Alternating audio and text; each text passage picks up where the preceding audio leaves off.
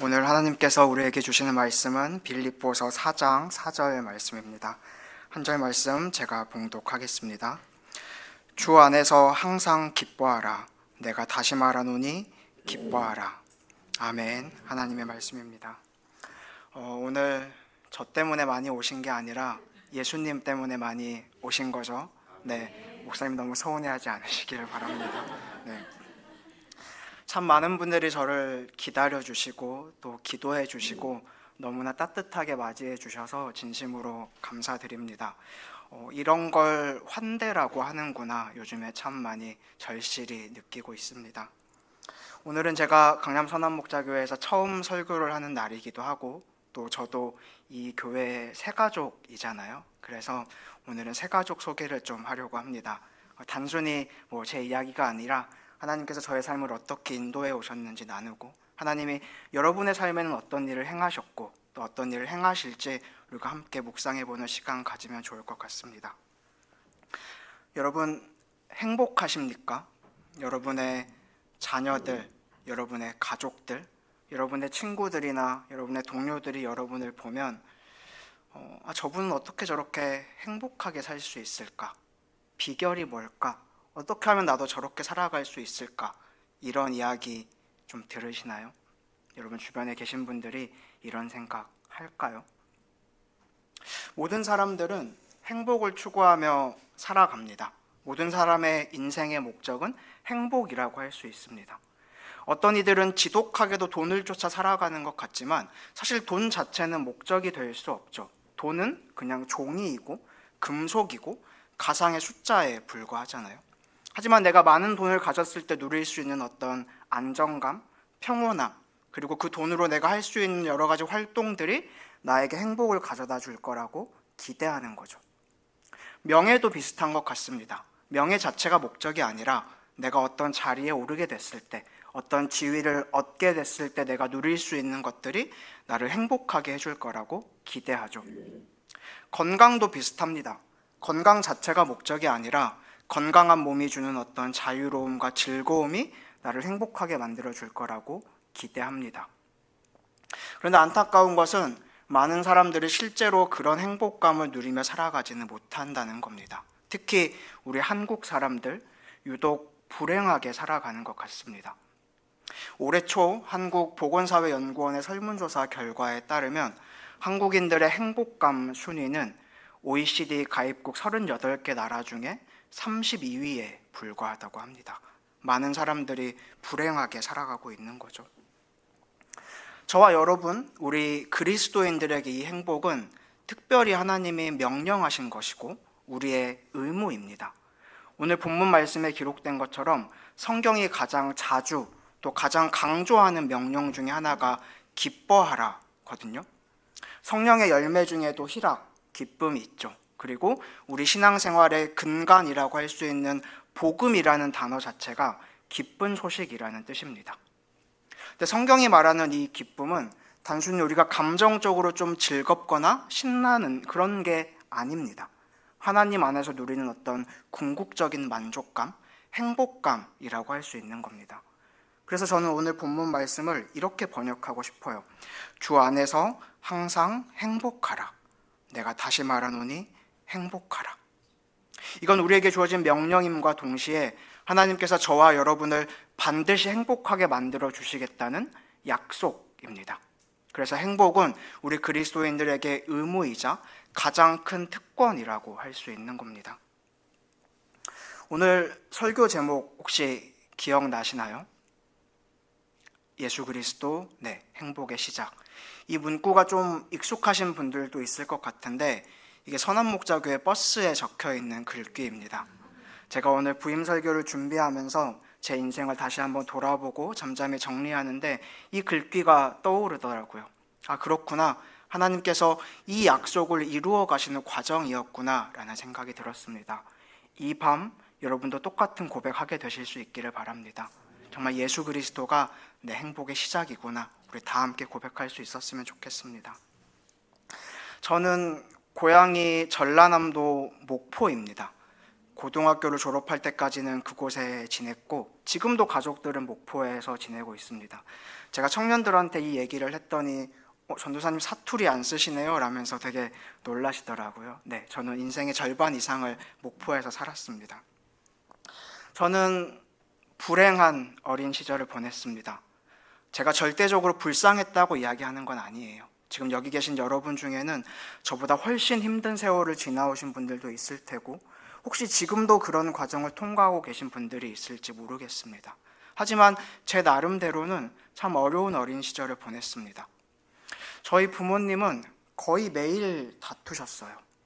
아버지의 수입이 넉넉하지 않았고 어머니는 그게 늘 불만이셨기 때문입니다. 아버지도 아버지 나름대로 스트레스를 받고 또 자존감이 많이 떨어지셔서 그랬는지 거의 매일 술에 취해 집에 들어오셨습니다. 그러면 어머니는 곱절로 화가 나셨던 거죠. 이 남편은 돈도 많이 못 벌어오는 주제에 맨정신으로 집에 들어오지도 않구나. 그래서 두 분 사이에는 갈등이 끊이지 않았습니다. 저는 동생도 2명이나 있었기 때문에 늘 두 분의 싸움을 말리는데 앞장서야만 했습니다. 그래서 사춘기가 올 새도 없이 그냥 금세 철이 들어버렸던 것 같습니다. 아버지의 퇴근 시간이 가까워지면 저는 항상 긴장했어요. 오늘은 제발 일찍 들어오시면 좋겠다. 오늘은 술 마시지 않고 그냥 일찍 들어오셨으면 좋겠다. 그렇게 두렵고 떨리는 마음으로 매일 저녁 시간을 맞이했습니다. 하루는 술에 취해 들어오신 아버지와 어머니가 다투시다가 아버지께서 술병을 집어 던지신 거예요. 술병이 벽에 부딪혀서 바닥에 유리 조각이 흩어졌습니다. 근데 어머니께서 분을 이기지 못하시고 그 유리를 일부러 밟으신 거예요. 그때 어머니 발에서 흐르던 빨간 피, 저는 그 장면이 지금도 눈에 선합니다. 그때 생각했습니다. 우리 가족이 행복하지 않은 건 돈 때문이구나. 우리 가족이 행복해지려면 내가 돈을 많이 벌어야 되는 거구나. 내가 돈을 많이 벌기 위해서는 좋은 직장에 들어가야 되고, 좋은 직장에 들어가려면 좋은 대학에 들어가야 되고, 좋은 대학에 들어가려면 공부를 열심히 해야 되겠구나. 그래야 우리 가족이 행복해질 수 있겠구나. 이게 제 결론이었어요. 다른 길, 다른 선택지는 없었습니다. 그래서 정말 열심히 학창시절을 보냈습니다. 치열하게, 전투적으로 그렇게 공부했던 것 같습니다. 저나 가족들은 신앙생활을 했던 건 아니지만 지금 와서 돌아보니까 하나님의 섭리 가운데 참 좋은 선생님들을 많이 만났고 우연한 계기로 좋은 기회들을 많이 얻었습니다. 그래서 학창시절을 잘 보낼 수 있었고 우리나라 최고의 대학에 합격하게 됐습니다. 몇 주 전에 저희 교회 한 목사님께서 설교하시다가 목회자가 똑똑하면 목회를 잘 못할 수도 있다고 그런 얘기를 하시던데 안타깝게도 그때는 제가 조금 똑똑했습니다. 그렇게 대학 생활을 시작하면서부터 이제 서울로 올라와서 혼자 서울살이를 시작했습니다. 저한테는 대학 생활에 대한 어떤 로망, 환상 같은 게 있었거든요. 뭔가 자유롭고 즐겁고 활기찬 그런 대학 생활을 꿈꿨는데 실제는 조금 달랐습니다. 돌아보니까 제가 20년 동안 사는 동안에 제 가까이에 대학생이 한 번도 없었어요. 그러니까 저한테는 드라마 같은 걸로 본 어떤 잘못된 환상 같은 게 있었던 겁니다. 실제로 막상 대학교에 가보니까 그냥 아주 어려운 고등학교를 더 다니는 기분이었습니다. 그리고 소신껏 선택했던 전공은 적성에 맞지 않더라고요. 저는 자동차를 좋아해서 기계공학과에 진학을 했는데 말 그대로 제가 자동차를 좋아했던 거지 기계공학에 흥미가 있었던 건 아니더라고요. 그리고 저는 집안에 부담이 될 걸 알았기 때문에 성인이 되고부터는 경제적으로 거의 자립하려고 노력했습니다. 그래서 아르바이트를 병행해 가며 학비와 생활비를 벌어야만 했는데 그러다 보니 정말 똑똑한데 너무너무 성실하고 가정 형편까지 좋은 친구들이 좀 버겁더라고요. 그들과 함께 학업을 이어가는 게 참 많이 힘들었습니다. 그래서 겉으로 티내지 못했지만 참 많이 혼란스러운 시기를 보냈고 제 속은 문드러졌습니다. 그렇게 많은 방황 속에 2학년까지를 마치고 이제 도망가야겠다고 결심을 합니다. 그래서 군입대를 결정해요. 내가 몸은 좀 힘들더라도 일단 머리가 쉬고 싶다. 마음의 평안을 얻고 싶다라는 간절함이 있었기 때문에 군입대를 결정하게 됩니다. 저는 미군 부대에서 카투사로 복무를 했습니다. 사실 일단 도망치는 게 목표였기 때문에 일반 육군과 카투사를 같이 지원했는데 이게 합격이 되니까 이건 자동으로 취소가 되더라고요. 사실 군대가 제일 어려운 부분 중에 하나가 사회와 단절되는 거잖아요. 근데 카투사들은 비교적 외출 외박이 자유롭기 때문에 엄청난 메리트가 있죠. 그리고 일정 영어 점수만 넘으면 누구나 지원할 수 있기 때문에 많은 남자들이 카투사에 지원을 해보고 또 경쟁률도 상당한 편입니다. 이게 점수가 높다고 선발이 되는 것도 아니고 넘으면 다 똑같아요. 그냥 무작위로 운으로 선발이 됩니다. 그래서 카투사가 되면 인생의 3번의 기회 중에 한 번은 써버린 거다, 이렇게 이야기를 할 정도입니다. 근데 카투사라고 해서 또 다 똑같은 카투사가 아니에요. 예를 들어 저 같은 경우에 연고가 전혀 없는 동두천이나 대구 이런 곳으로 가게 되면 사실 부대 밖을 나가도 할 게 없잖아요. 근데 용산은 다르죠. 서울의 한복판이기 때문에 삶의 질이 너무너무 높아지는 거예요. 가장 비싼 땅에서 공짜로 2년을 머무르는 셈이 되는 겁니다. 미군 훈련소 마지막 날 이제 공개적으로 부대를 배정받거든요. 용산이 나오면 진짜 환호성이 막 터져 나옵니다. 이 용산에서 근무하는 카투사들을 특별히 용투사라고 하는데 제가 그 용투사입니다. 용투사가 되면 인생의 3번의 기회 중에 2번째도 써버린 거라고 그렇게 이야기를 합니다. 근데 저는 그 군생활 기간 중에 하나님까지 만났기 때문에 그 3번의 기회를 다 써버리고 이제는 그런 게 필요하지 않은, 그런데 연연하지 않을 수 있는 사람이 됐습니다. 제가 용산 미군 부대로 이제 전입을 하고 나서 한 달 뒤에 후임이 들어왔어요. 한 달 후임이니까 이제 계속 군 생활을 같이 해야 될 사람이잖아요. 근데 저보다 3살이나 많은 거예요. 20대 초반이니까 사실 3살 차이는 굉장히 크게 느껴지죠. 그리고 굉장히 껄끄러운 관계가 될 수밖에 없었는데 참 신기하게도 중간에 부대가 쪼개집니다. 그래서 이른바 아저씨 관계가 돼요. 군대에서는 상하 관계가 중요하잖아요. 근데 서로 다른 부대에 속해 있으면 계급과 상관없이 그냥 상호 존대하는 문화가 있습니다. 그런 관계를 아저씨 관계라고 하는데 그 후임과 제가 그런 아저씨 관계가 된 거예요. 그게 참 신기하죠. 만약에 처음부터 다른 부대에 속해 있었다면 친해질 기회가 없었을 겁니다. 그리고 계속 같은 부대에 머물러 있었다면 어색한 선후임 관계로 2년을 보냈겠죠. 근데 같은 부대였다가 쪼개지니까 너무너무 친밀한 형 동생 사이가 되어버린 겁니다. 그때부터 그 형이 저를 전도하기 시작했습니다. 제가 그 형의 타겟이 된 거예요. 그리고 그 형의 인도를 따라서 생애 처음으로 교회라는 곳에 가보게 됩니다. 제가 그 형의 제안에 선뜻 응했던 이유는 그 형이 무언가 달랐기 때문이에요. 그래도 제가 그동안 살아오는 동안 제 주변에 그리스도인들이 없었던 건 아닌데 그 형은 뭔가 달랐습니다. 아, 이런 사람을 그리스도인이라고 하는 건가? 라는 그런 생각이 절로 들었어요. 여러분, 전도라는 건 티 내는 사람이 아니라 티 나는 사람이 할 수 있는 일입니다. 내가 억지로 그리스도인이라는 걸 티내지 않아도 말과 행동에서 자연스럽게 티가 나는 사람, 그런 사람이 전도할 수 있는 거죠. 그 형이 그랬어요. 빛내려고 하지 않아도 빛이 나고 맛을 내려고 하지 않아도 맛이 나는, 정말 빛과 소금으로 살아가는 사람, 그 형이 그랬습니다. 그래서 그 형의 제안에 선뜻 응할 수 있었던 것 같아요. 그리고 솔직히 고백하자면 좀 불손한 의도가 있었습니다. 용산 미군부대 앞에는 숙명여대가 있습니다. 그래서인지 대학생들이 아주 많이 모이는 대형 교회가 있어요. 그 형이 저를 데려갔던 교회가 그 교회입니다. 저도 혈기왕성한 20대 남자였기 때문에 그냥 사람들 구경하고 싶은 마음이 있었던 거죠. 그리고 예배 드리고 나면 그 형이 항상 맛있는 식사를 대접해 줬기 때문에 저로서는 그 형의 제안을 거절할 이유가 전혀 없었습니다. 그렇게 그 형을 따라서 교회에 다니기 시작했죠.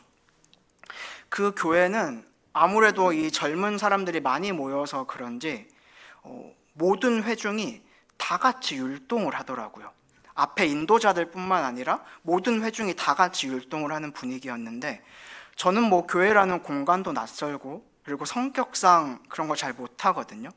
그래서 그냥 이렇게 멀뚱멀뚱 서 있었죠. 근데 빡빡머리 남자 2명이 그렇게 우두커니 서 있으니까 웃겼나 봐요. 그래서 그 카메라가 자꾸 저희를 잡는 거예요.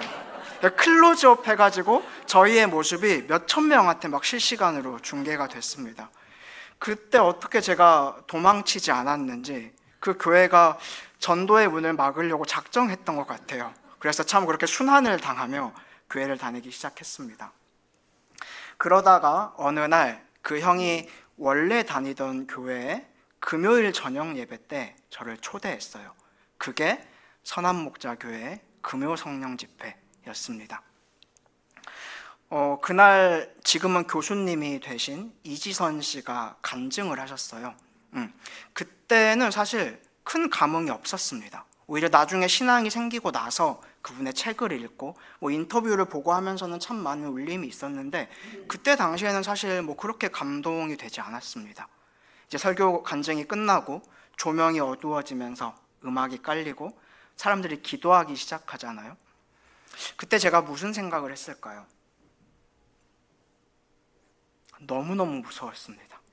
지금 여기 계신 분들 중에도 그때 저를 무섭게 하셨던 분들이 있을 것 같은데, 갑자기 여기서는 막 소리를 지르고 여기서는 막 통곡을 하고 여기서는 심지어 제가 알아듣지 못하는 말을 내뱉으시는 거예요. 방언으로 기도하셨던 거죠. 저는 그런 상황에 생애 처음 놓여 있었기 때문에 너무너무 무서웠습니다. 그리고 생각했어요. 큰일 났구나. 이게 TV에 나오는 그 광신도 집단, 사이비 집단이구나. 이 형이 지금 나를 여기까지 끌고 오려고 여태까지 작전을 세웠던 거구나. 그런 생각이 들었습니다. 근데 그 형이 옆에서 잠잠히 기도하고 있으니까 저 혼자 불쑥 나가버릴 수가 없잖아요. 그래서 그냥 잠깐 기다렸습니다. 그리고 났더니 그 형이 제 손을 이렇게 잡으면서 내가 잠깐 기도해줘도 되겠냐고, 그러고 같이 나가자고 그렇게 얘기를 하더라고요. 그래서 뭐 그냥 알겠다고 하고 이제 그 형이 제 손을 잡고 기도해주기 시작했습니다. 사방이 너무너무 시끄러웠기 때문에 사실 아무 얘기도 들리지 않았어요. 근데 어느 순간부터 갑자기 제 가슴이 너무너무 뜨거워지면서 하염없이 눈물이 터지는 거예요. 도저히 이유를 알 수 없었지만 그 눈물을 주체할 수가 없었습니다. 그때 막연하게 처음으로 이런 생각을 했습니다. 정말 내가 모르는 세상이 있는 건가? 신이라는 존재? 하나님이라는 존재가 있는 건가? 그런 생각을 그때 처음으로 했습니다. 그렇게 예배를 마치고 이제 주말이니까 그 형은 집으로 가고 저는 부대로 복귀를 했습니다. 근데 바로 다음 날 사고가 터집니다.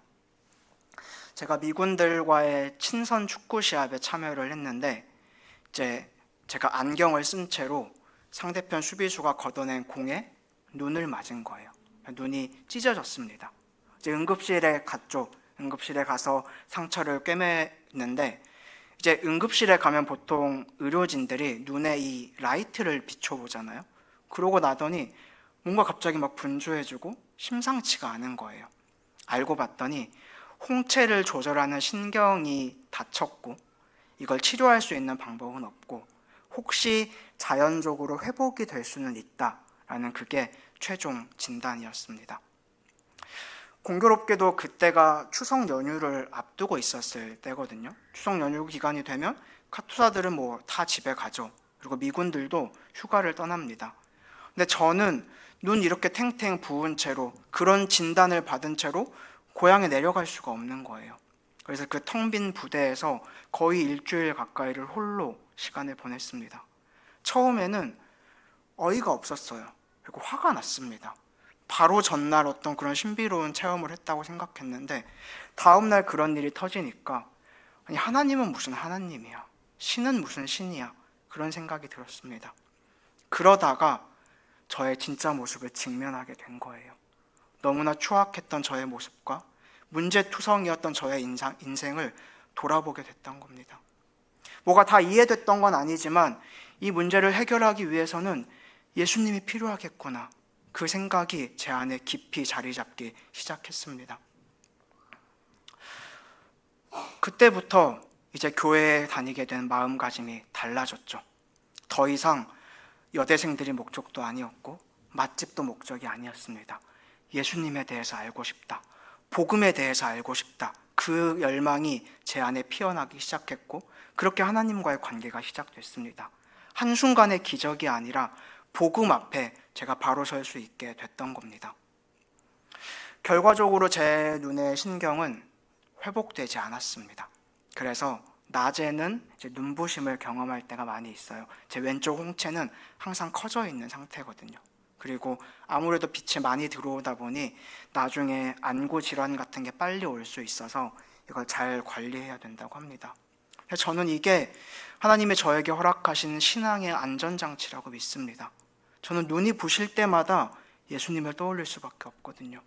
예수님이 빛이시구나라는 진리를 정말 온몸으로 체험할 수밖에 없거든요. 그래서 이런 안전장치를 하나님이 제게 허락하신 게 지금은 너무너무 감사합니다.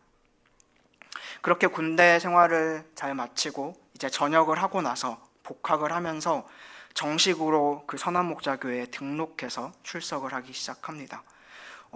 나름대로 신앙생활도 열심히 했기 때문에 사실 그 전에 비해서 공부에 학업에 할애할 수 있는 시간은 터무니없이 줄어들었습니다. 그럼에도 불구하고 제 마음가짐이 달라지고 제 삶의 태도가 달라지니까 삶의 모든 영역이 회복되더라고요. 삶의 모든 영역이 온전해지는 걸 그때 경험했습니다. 덕분에 대학 생활의 남은 2년을 너무나 은혜롭게 감사히 잘 마쳤고 제가 졸업을 하기도 전인 25살 12월에 바로 대기업에 입사를 하게 됩니다. 저는 직장 생활을 시작하면서 제가 아주 성공한 직장인이 되고 싶었습니다. 제가 하나님만 바라보며 일터에서 승승장구하는 게 하나님께 영광이 된다고 생각했어요. 제가 버는 많은 재정을 의미 있게 흘려보낼 수 있을 거라고 생각했고 제 주변에 하나님을 모르는 사람들, 특히 저희 가족들이 하나님을 만나는데 도움이 될 거라고 그렇게 생각했습니다.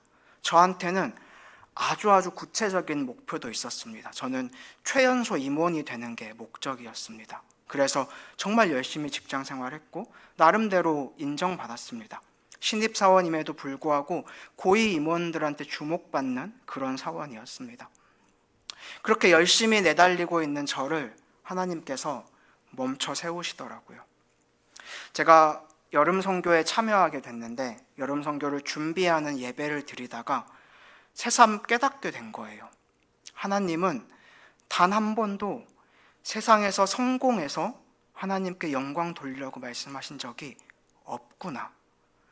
오히려 하나님은 하늘 영광 버리고 낮고 낮은 이 땅에 오셨고 이 땅에서도 가장 초라하게 누구에게도 환영받지 못하고 그렇게 살아가시다가 결국 십자가 지기까지 순종하셨는데 저는 이 세상 가장 높은 곳에 올라가고 싶었고 하늘에 닿고 싶어 했던 거예요. 이걸 깨닫게 됐습니다.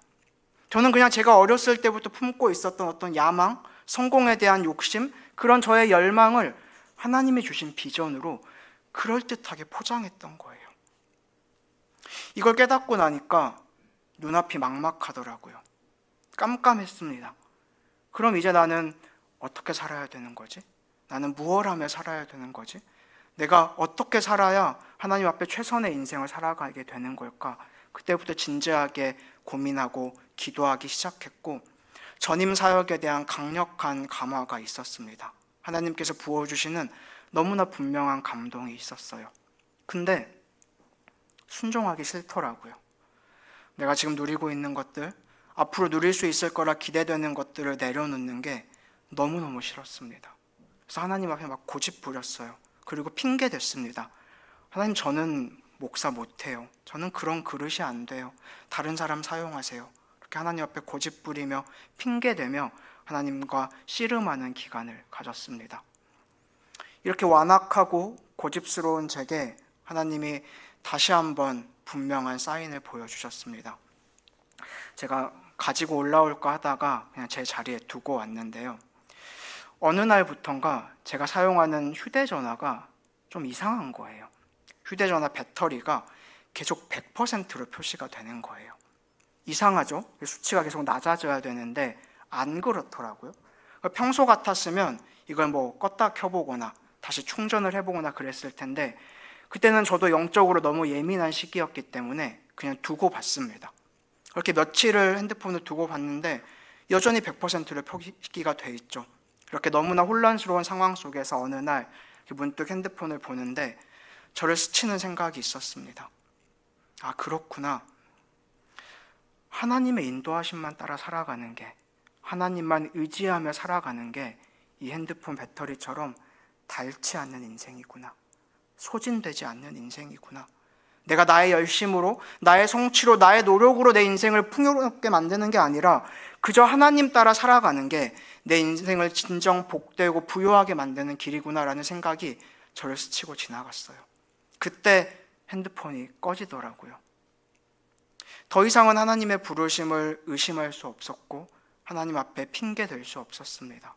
그리고 하나님의 부르심 앞에 순종하여서 회사를 그만두고 신학을 하고 목회자의 길을 걷기로 마음을 먹었습니다. 여러분, 모든 사람이 목사가 되어야 하는 것 아니죠.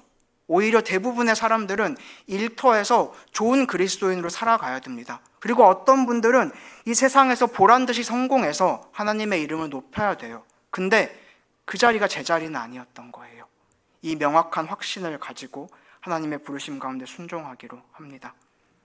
그리고 그해 말 이제 대학원 입시를 준비하고 응시료도 다 내고 시험만 앞두고 있었을 때입니다. 근데 또 문제가 생깁니다. 제가 지원 자격이 안 되더라고요. 보통 신학교는 세례 받은 지 몇 년이 지나야 입학할 수 있다라는 조건이 있어요. 근데 저는 세례 받은 지 2년 6개월밖에 안 됐습니다. 저는 2011년 8월 28일에 유기성 목사님한테 세례를 받았거든요. 저한테는 이 날이 너무 분명하고 너무 소중하고 너무 중요한 날이에요. 여러분, 여러분의 자녀들 생일뿐만 아니라 세례 받은 날 기념해 주셔야 돼요. 그런 게 진짜 믿음의 유산입니다. 사실 대부분의 신학교 입학 지원생들한테는 이게 전혀 문제가 안 되죠. 아주 어렸을 때 세례를 받거나 적어도 오래전에 세례를 받는 경우가 대부분이고, 아니면 이 날짜가 좀 불명확해서 그냥 대강 적고 입학하는 경우도 있다고 들었습니다. 근데 저는 이걸 덮어놓고 이걸 속이고 신학을 시작하는 게 하나님의 걸음과 인도하심 가운데 나아간다는 게 말이 되지 않는 것 같은 거예요. 그래서 결국 입시를 포기했습니다. 그때 선한목자교회에서 저를 담당하시던 전도사님 또 목사님들 다 당혹스러워 하셨지만 저는 그게 맞다고 생각했습니다.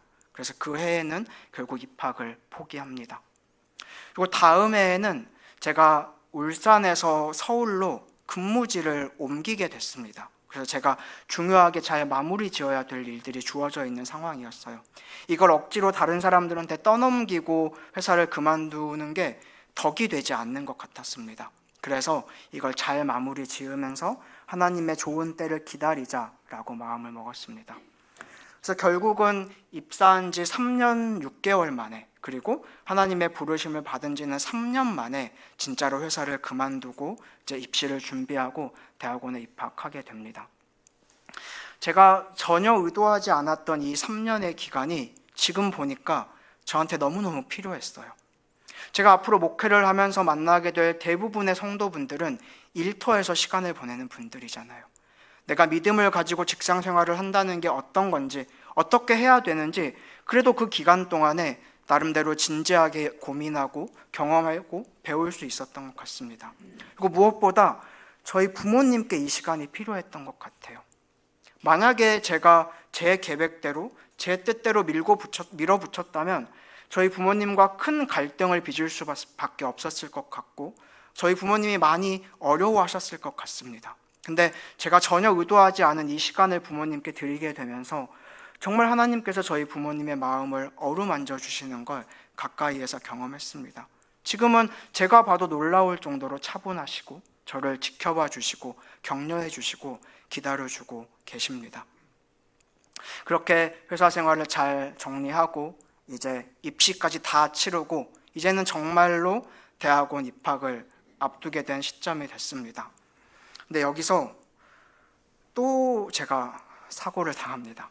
아무래도 제가 좀 고집스럽고 연약하고 완악하고 그래서인지 하나님이 저를 좀 그래도 그나마 쓸만한 사역자로 세우시려고 좀 강하게 다루시는 것 같습니다.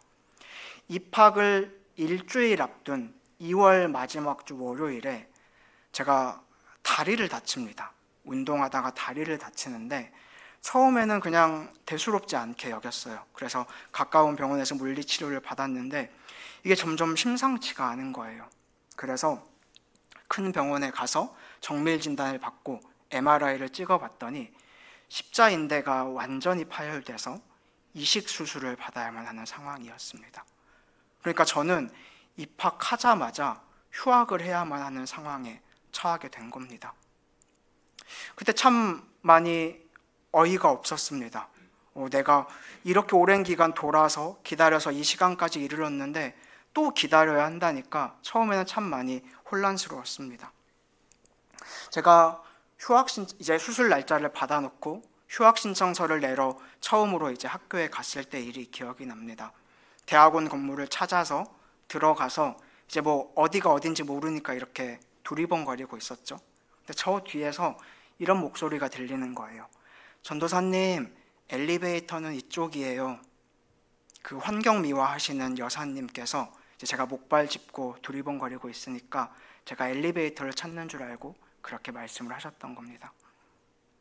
그때가 제가 전도사라는 호칭을 처음 들은 날입니다.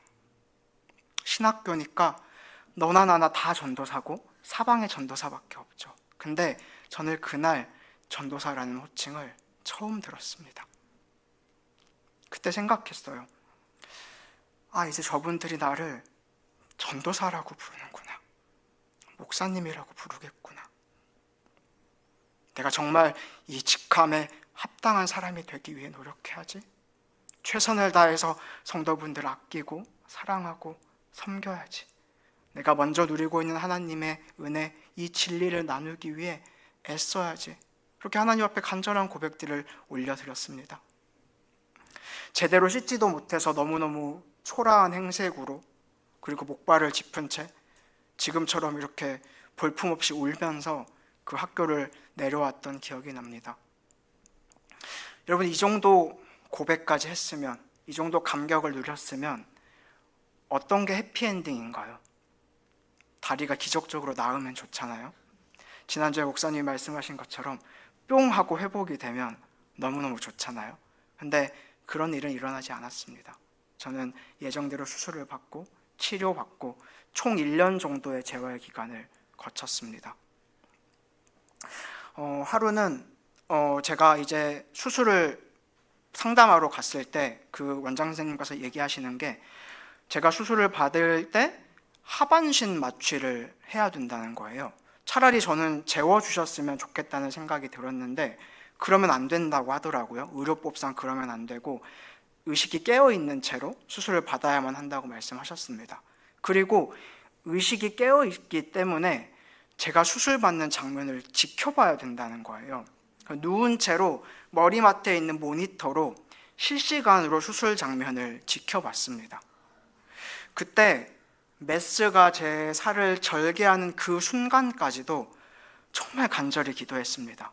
막상 열어봤더니 깨끗해졌으면 좋겠다. 막상 열어봤더니 다 나았으면 좋겠다. 근데 그런 일은 일어나지 않더라고요. 얼마 지나고 나서는 이제 제가 외출이 가능하게 됐을 때 주일에 교회에 가려고 지하철을 타고 가는데 이제 지하철에 가끔 전도하시는 분들 있잖아요. 그 전도하시는 분들이 이렇게 쓱 지나가시다가 저를 휙 돌아보시는 거예요. 제가 다리에 보조기구를 차고 있고 목발을 들고 있으니까 긍휼한 마음이 드셨나 봅니다. 그래서 저한테 다가오시더니 대뜸 내가 기도해 줄까? 이러시는 거예요. 좀 당황스럽긴 했는데 그래도 기도해 주신다니까 네, 감사합니다 하고 기도를 받았습니다. 제 다리에 손을 얹고 정말 간절히 기도해 주시더라고요. 그때까지는 좋았습니다. 근데 기도를 마치고 나서 그분이 제 어깨를 툭 치시더니 걸어봐 이러시는 거예요. 당시에는 제가 아직 다리에 체중을 실으면 안 되는 시기였거든요. 그리고 제가 믿음이 없어서 그랬는지 도저히 걸을 수가 없겠는 거예요. 그래서 그냥 여느 때와 마찬가지로 목발을 짚고 걸어가는데 뒤에서 그분의 눈초리가 어찌나 따갑던지 그렇게 저는 아무런 기적도 경험하지 못하고 오롯이 모든 치료 과정과 모든 재활 기간을 거쳐야만 했습니다.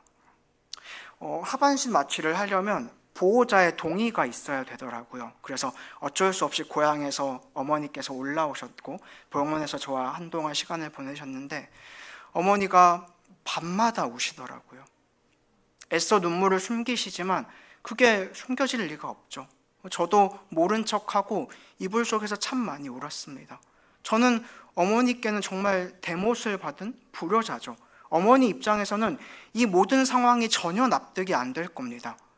열심히 성장했던 아들이 좋은 대학 나오고 좋은 직장 들어갔는데 다 그만두더니 이제는 갑자기 목사가 되겠다고 하고 또 목사가 되려고 했더니 큰 사고를 겪은 이 상황이 부모님께는 도저히 이해가 되지 않았을 겁니다.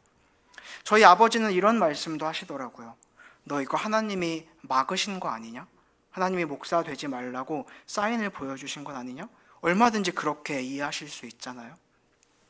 근데 제가 긴 재활 기간을 보내면서 하나님과 독대하는 시간을 보내면서 깨닫게 된 건 정반대였습니다. 그 이전까지 저는 솔직히 제가 하나님 앞에 대단한 결단을 올려드렸다고 생각했습니다. 내가 누릴 수 있는 것들을 다 포기하고 하나님 앞에 큰 믿음의 고백을 올려드렸다고 그렇게 생각했어요. 근데 아니었습니다. 오히려 아무런 자격이 없는 제게 하나님께서 너무나 존귀한 일을 그냥 맡겨주신 거였습니다. 혹시 이 치료 과정이 잘못되어서 제가 평생 장애를 안고 살아가게 되더라도 그럼에도 불구하고 기꺼이 걸어야 되는 길이구나, 그만큼 가치 있고 소중한 길이구나라는 걸 그 기간 동안에 다시 한번 깨닫고 저의 소명을 다시 한번 분명하게 하는 그런 시간이 됐습니다.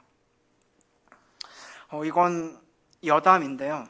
제가 직장 생활할 때 모아둔 돈으로 이제 나름대로 대학원 시절을 어떻게 보내야 되겠다 다 계획이 있었거든요. 근데 갑자기 너무너무 거액의 수술비가 들고 치료비가 들고 이게 거동이 불편하니까 생활비는 더 많이 드는데 일도 할 수가 없잖아요. 그래서 경제적으로 너무나 곤란한 상황 가운데 처하게 됐습니다. 근데 제가 병원에 있을 때 이 소식을 사모님이 어떻게 들어오셨는지 찾아오셨어요. 그래서 저한테 너무너무 큰 재정을 흘려보내주셨습니다. 사실 사모님은 그나마 제가 선화목자교회 다닐 때 담당 전도사님이었지만 당시까지 목사님과는 일면식도 없었거든요. 근데 두 분이 마음을 모았다면서 너무너무 큰 재정을 저한테 흘려보내주신 거예요. 지금 생각해보니까 그게 계약금이었나 봅니다. 네, 제가 이곳까지 오게 된 하나님의 섭리 가운데 제가 미리 받은 계약금이었나 봅니다. 들으신 것처럼 저는 지금 감리교 수련 목회자 과정의 마지막 때를 보내고 있습니다. 그리고 특별히 사고 치지 않는 이상 내년 4월에 목사 안수를 받게 되는데 감리교단에서는 목사가 되려면 제가 목사로서 사역할 교회가 정식으로 정해져 있어야 돼요. 그 교회가 없으면 그냥 대기 상태에 머무르게 됩니다. 그래서 많은 전도사들이 이 시기에 고민을 하죠. 기존 교회에 남을 수 있다면 남을지 아니면 다른 교회를 찾아서 지원해 볼지 여러 가지 고민을 하는데 제가 한 번은 하나님께 이런 약속을 드린 적이 있습니다. 하나님, 혹시라도 저 같은 사람에게도 사역을 먼저 제안해 주시는 교회가 있다면 제가 아무것도 따지지 않고 첫 번째 교회로 가겠습니다. 그렇게 하나님과 약속을 했어요. 그리고 한 달 뒤에 목사님과 사모님께 연락을 받았습니다. 그게 작년 말에 있었던 일이고요. 마지막 한 해를 잘 보내고 이렇게 오게 됐습니다. 여러분, 제 이야기 들으시면서 어떠셨나요? 지금 제가 행복해 보이시나요? 네, 저는 너무너무 행복합니다. 제가 어린 시절에 이제 교육청에서 운영하는 영재교육원이라는 곳에 선발되어서 공부를 했습니다. 그때 같이 공부했던 친구들, 그리고 저랑 대학교를 같이 다녔던 그 친구들은 지금 다 엄청난 지위와 명예들을 누리고 있습니다. 회사에서 이미 다 중책을 맡아서 엄청난 규모의 프로젝트들을 진행하고 있고 막 로켓을 쏘기도 하고 그래요. 전문직을 택한 친구들은 다 교수로, 의사로, 또 법조인으로서 상당한 커리어를 쌓은 상태입니다. 정말 좋은 집에서 좋은 차 타면서 풍요로운 가정을 이루어서 그렇게 살아가고 있습니다. 그에 비하면 저는 객관적으로 너무나 초라하죠. 불과 얼마 전까지도 저는 사역을 지속하기 위해 밤에 따로 아르바이트를 해야만 하는 상황이었습니다. 그럼에도 불구하고 저는 제가 훨씬 행복하다고 생각합니다. 제가 세상 물정을 모르기 때문이 아니에요. 마냥 낙천적이라서 그런 게 아닙니다. 제 안에 있는 하나님의 사랑이 분명하기 때문에, 세상에 줄 수 없는 만족을 누리고 있다는 걸 알기 때문에 저는 너무너무 행복하고 제가 그 친구들보다 훨씬 더 행복한 인생을 살아가고 있다고 믿습니다. 시편 23편 1절에서 다윗이 이렇게 고백해요. 여호와는 나의 목자시니 내게 부족함이 없으리로다. 여러분, 다윗이 진짜 부족함이 없었습니까? 어떤 분들은 이렇게 얘기하실 것 같아요. 아니, 전도사님, 다윗은 왕이었잖아요. 근데 왕이면 뭐예요? 10년이 넘는 세월 동안 다윗은 사울 왕에게 목숨을 위협받으며 도망다녔습니다. 자기의 죄 때문에 자식이 죽어가는 모습도 지켜봐야만 했고, 자식들끼리 성폭행을 저지르기도 했고, 그래서 복수극을 펼치기도 하고, 자기 충신과 자기 아들이 자기를 배반하고 반란을 일으키는 것까지 다 감내해야만 했어요. 그럼에도 불구하고 다윗이 나는 부족함이 없다, 나는 주 안에서 행복하다라고 담대하게 고백할 수 있었던 이유가 4절에 나옵니다. 4절 말씀이 이렇습니다. 내가 사망의 음침한 골짜기로 다닐지라도 해를 두려워하지 않을 것은 주께서 나와 함께 하심이라. 주의 지팡이와 막대기가 나를 안위하시나이다. 아멘. 제가 다녔던 대학교가 관악산 자락에 있었기 때문에 저는 그때도 등산하시는 분들을 정말 많이 마주했습니다. 등산하시는 분들 다 이 스틱을 한두 개씩 들고 다니시잖아요. 저는 그분들이 그걸 왜 들고 다니시는지 몰랐는데 최근에 이유를 알게 됐습니다. 높은 산에 오를수록, 긴 산행을 이어갈수록 그 스틱 하나가 몸과 다리의 부담을 엄청나게 줄여준다고 하더라고요. 다윗한테는 하나님이 그런 분이셨던 거예요. 그렇게 정말 실감나게 나와 함께 하시는 분, 나의 발걸음을 인도하시고 나를 도우시는 분, 다윗한테는 하나님이 그런 분이셨던 겁니다. 그래서 다윗은 내가 아무것도 부족하지 않다, 내가 아무것도 두렵지 않다라고 담대하게 선포할 수 있었던 거죠. 저와 여러분은 다윗보다 훨씬 더 행복한 사람들입니다. 저와 여러분은 우리가 아무 의미 없이 이 세상에 던져진 존재가 아니라는 걸 알죠. 하나님께서 특별한 목적과 특별한 계획을 가지고 이 세상에 보내신 존재라는 걸 우리는 다 압니다. 그리고 그 주님은 하나님과의 관계를 회복하기 위해서, 우리의 죄의 문제를 해결하시기 위해서 친히 이 땅에 오셔서 십자가에 달리시기까지 순종하셨습니다. 히브리서 기록에 따르면 그분은 당신의 기쁨을 위해서 그 앞에 놓여있던 십자가를 기꺼이 지셨대요. 그분이 저와 여러분을 구원하는 게 기쁘셨고 행복하셨다는 말입니다. 그런 사랑을 받은 우리가, 그런 은혜를 누리고 있는 우리가 행복하지 않을 수 있습니까? 뿐만 아니죠. 그분은 내가 이제 너희 구원했으니 너희가 알아서 잘 살아봐, 이렇게 말씀하지 않으시고 친히 저와 여러분의 마음 가운데 거하시죠. 언제 어디서나 우리와 함께 하시고 우리와 동행하시는 분이죠. 그러니까 저와 여러분은 행복할 수밖에 없는 거예요. 반드시 행복해야만 하는 사람들이라는 겁니다. 여러분, 우리가 살아가면서 여러 가지 어려움을 겪을 수 있습니다. 참 많은 문제거리들을 마주할 수 있고 힘든 시련들을 통과할 수 있어요. 그때 우리가 어려워할 수 있고 흔들릴 수 있습니다. 여러분, 그건 잘못이 아니에요. 그건 자연스러운 겁니다. 내 믿음이 부족해서, 연약해서 그런 게 아니라 어려운 일을 마주하면 어려워하는 게 당연한 거예요. 하지만 그에 대한 반응은 믿음에 따라 달라질 수 있는 겁니다.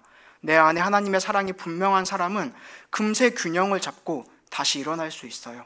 때때로 흔들리지만 절대로 바닥에 널브러져 있지 않습니다. 완전히 좌절한 채 머물러 있지 않아요. 다시 일어나서 하나님을 바라봅니다. 저는 그래서 우리 그리스도인들이 오뚜기 인형과 같다고 생각합니다. 때때로 흔들릴 수 있지만 중심이 너무나 견고하기 때문에, 하나님의 사랑이, 예수 그리스도의 은혜가 내 안에 있기 때문에, 내가 언제 어디서나 주님과 함께 할 수 있다는 걸 알기 때문에 다시 균형을 잡고 다시 일어나서 하나님의 부르심 따라 한 걸음 한 걸음 나아갈 수 있는 겁니다. 여러분, 제가 이 강남 선한목자교회에 부임한 게 어떤 의미라고 생각하시나요? 물론 제가 실제적으로 감당해야 될 여러 가지 역할들이 있겠죠. 하지만 그것 이전에 기본적으로 여러분의 신앙과 여러분의 삶을 위해서 간절히 기도할 중보자가 한 명 늘어난 거예요. 저는 여러분을 위해서 간절히 기도할 겁니다. 여러분의 인생이 그냥 세상이 봤을 때도 객관적으로 볼 때에도 형통하기를 간절한 마음으로 기도할 거예요. 하나님의 뜻과 계획이 비록 다를 수도 있겠지만 저는 그냥 여러분을 생각하며 여러분이 평안하게 형통하게 잘 살아가기를 항상 기도할 겁니다. 하지만 그게 여러분의 행복의 이유는 아니었으면 좋겠습니다. 그것 때문에 여러분의 행복이 달라지지 않았으면 좋겠습니다. 우리가 흔들리지 않고 행복함 가운데 살아갈 수 있는 이유는 오직 예수 그리스도입니다. 제가 강남 선한목자교회에 부임한 지 이제 2주째 됐잖아요. 제가 교회에서 이렇게 시간을 보내는데 어르신들 중에 그리고 어린 학생들 중에 제 얼굴을 이렇게 지그시 바라보는 분들이 많더라고요. 누군가 온다더라 이렇게 소문만 무성했던 시기가 있어서 그랬는지 어떤 전도사가 왔나 이렇게 저를 바라보시는 분들이 참 많이 있었습니다. 여러분, 제 인상이 나쁘지는 않죠? 네, 감사합니다. 혹시 다른 대답이 나오면 어떻게 이끌어 가야 되나 고민을 했는데 제가 뭐 화려하게 잘생긴 외모는 아니지만 그래도 좀 훈훈하다, 호감형이다 이런 이야기는 가끔 듣는데요. 제가 원래 이런 인상이 아니었습니다. 제가 처음으로 교회에 다니고 나서 부모님께 저 이제 교회에 다니게 됐습니다 라고 이야기할 때 그 기억이 납니다. 저한테는 이것조차도 참 쉽지 않은 일이었습니다. 뭐 전도가 문제가 아니라 교회에 다닌다는 이야기를 하는 것마저도 쉽지 않았어요. 부모님이 걱정하실 것 같은 거예요. 얘가 혼자 사는 게 너무 힘들어서 삶이 너무 지쳐서 종교에 귀의했나? 이런 생각을 하실 것 같은 거예요. 그래서 이 이야기를 꺼내는 것 자체가 참 쉽지 않았습니다. 제가 그렇게 목포에서 시간을 보내고 다시 서울로 올라왔을 때 여동생한테 문자가 왔습니다. 엄마 아빠가 오빠 표정이 달라졌다고 그러더라. 저는 원래 굉장히 차갑고 어둡고 좀 경직되어 있는 사람이었어요. 근데 하나님을 만나고 나서 완전히 달라진 겁니다. 그때 그 이야기가 저한테도 참 위로가 되고 격려가 됐습니다. 아, 그래도 내가 잘 나아가고 있는 거구나. 내 안에 있는 구원의 감격이 겉으로도 드러나는구나 라는 생각을 그때 했습니다. 저는 감히 선포합니다. 여러분이 저만큼 행복하셨으면 좋겠습니다. 그리고 저보다 훨씬 행복하셨으면 좋겠습니다. 여러분, 예수 그리스도가 행복의 시작입니다. 그리고 우리의 행복이 온전히 완성될 때까지 주님이 우리와 함께 하실 것입니다. 우리가 연말연시를 보내고 있는 과정 가운데 우리를 사로잡고 있는 많은 고민거리들이 있죠. 여전히 내 앞에 있는 과제들이 참 많이 있습니다. 그리고 내가 새로운 계획을 잘 쌓아야 될 필요도 있죠.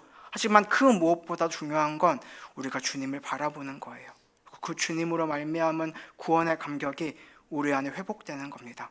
여러분이 그렇게 복되게 올해 한 해 잘 마무리하실 수 있기를 바랍니다. 그리고 올 한 해보다 훨씬 더 풍성한, 훨씬 더 행복한 새해 맞이하실 수 있기를 간절히 소망합니다. 우리 같이 찬양하고 함께 기도하겠습니다.